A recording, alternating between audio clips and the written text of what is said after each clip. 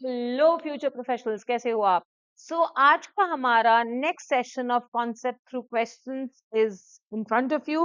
And आज हम इस क्वेश्चन को डिस्कस करने वाले हैं। मैं टॉपिक बताने वाली नहीं हूँ क्योंकि हम चाहते हैं कि हम क्वेश्चंस पढ़ के ही इसको समझे। तो हमारा टॉपिक, हमारा क्वेश्चन ये रहा हमारे सामने। Let's discuss it. Tyke private limited is a holding company of glassware private limited. इसका मतलब ग्लासवेयर प्राइवेट लिमिटेड हमारा क्या है? Subsidiary. As last profit and loss account for the year ended 31st March 2023 of Glassware Private Limited, its turnover was 1.80 crores and its paid up capital was 80 lakhs.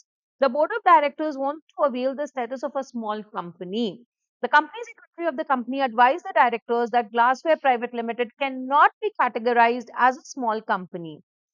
The company secretary, इन लोग का ये limit है। Board of directors बोल रहे हैं हम तो स्मॉल कंपनी है। कंपनी सेक्रेटरी बोलता है कि नहीं भाई, तुमको स्टेटस नहीं मिलेगा कंपनी सेक्रेटरी स्मॉल कंपनी का। तो question is whether the contention of the company secretary is correct. तो जो कंपनी सेक्रेटरी ने बोला, क्या वो करेक्ट है? ये हमारा क्वेश्चन है। ये तो समझ में आ ही गया। क्वेश्चन किस पे बेस्ड है? स्मॉल कंपनी पे बेस्ड है, तो समझ में ही आ गया। एंड स्मॉल कंपनी क्लॉज 85 में डिफाइन किया है। स्मॉल कंपनी, यहाँ बहुत इंपॉर्टेंटली एक चीज आपको, सबसे पहला तो small company means any company other than a public company. तो एक और बात मैं आपको बताती हूँ, जब भी क्वेश्चन देखो स्मॉल कंपनी का, ये देख लेना प्राइवेट है कि नहीं है। ये प्राइवेट है कि नहीं है, इसको चाहिए स्टेटस, तो ये प्राइवेट है कि नहीं है, क्योंकि पब्लिक कंपनी को कभी भी स्मॉल कंपनी का स्टेटस नहीं मिलती। Careful. Other than a public company.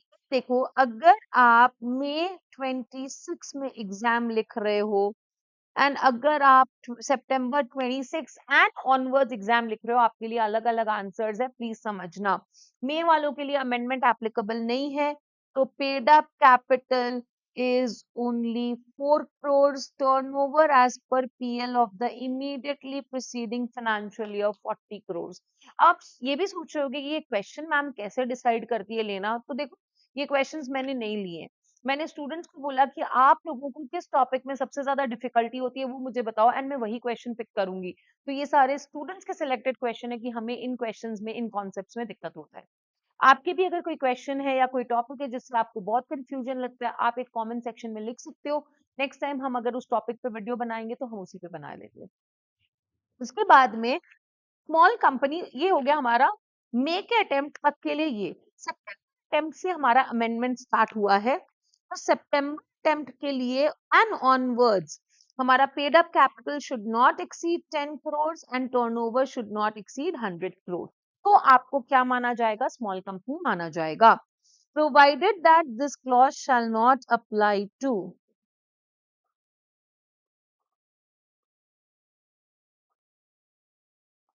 मतलब ये क्लॉज अप्लाई नहीं करेगा। Shall not apply to A,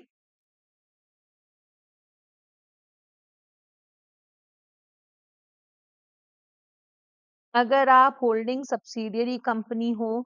B, अगर आप एक सेक्शन 8 कंपनी हो। And C, if you are a company governed by special act हो तो। अब यहाँ पे स्टूडेंट्स क्या करेंगे? हाँ, turnover limit, limit both limit, yes yes yes small company. And I have seen बच्चे ऐसा करके आते हैं। बट गाइस, आप ये भूल गए कि ये सब्सिडियरी है।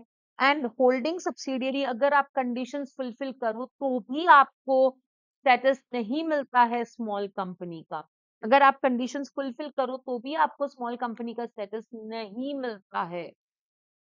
तो अकॉर्डिंगली आपको स्मॉल कंपनी का स्टेटस तो मिल ही नहीं सकता है कि नहीं है? यस। तो यहाँ पे बिकॉज ये सब्सिडियरी है, उसको मिल ही नहीं सकता। तो आंसर में बच्चे क्या लिख के आते हैं? Not correct, and your answer is also not correct. इसका कंटेंशन बिल्कुल करेक्ट है। क्यों? क्योंकि ये सब्सिडियरी है, इसको स्टेटस ऑफ स्मॉल कंपनी नहीं मिलेगा। प्लीज, एग्जाम में लोग दो तरह का मिस्टेक करते हैं यहाँ पे, होल्डिंग सब्सिडियरी वाला एप्लीकेशन, दूसरा प्राइवेट पब्लिक वाला।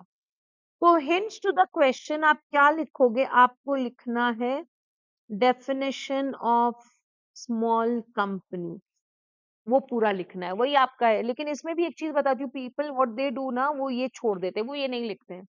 अब देखो इस क्वेश्चन में तो ये बहुत इंपॉर्टेंट है बिकॉज इसी के बेसिस पे तो हमने ये आंसर किया है। नहीं तो भी अगर आपको डेफिनेशन लिखना है तो प्लीज पूरा लिखो। ऑलवेज राइट पूरा डेफिनेशन, आधा डेफिनेशन अच्छा नहीं लगता, तो आपको पूरा डेफिनेशन लिखना चाहिए। तो यहाँ पे स्टूडेंट की गलती ये होती है कि वो लोग इस पोर्शन को नहीं लिखते हैं।